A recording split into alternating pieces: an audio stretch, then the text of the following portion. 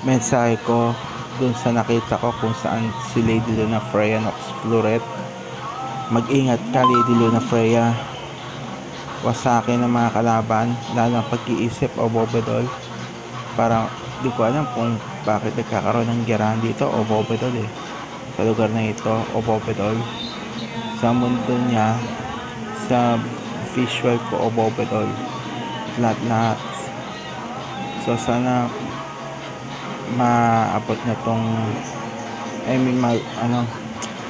makarating sa kanya itong mensahe na to na mag-ingat siya o Bobedol, lalo na mga kalaban ngayon, mga mapapangis na o Bobedol. Walang pinagkaiba ang mundo ng EOS sa mundo ng mga tao, at ang mundo ng panaginip pangungutol o Bobedol ay parang iisa na, nagsanib pwersa na, at katakot ito pag ito nabantayan maigi. Be responsible by water ga into the max ban.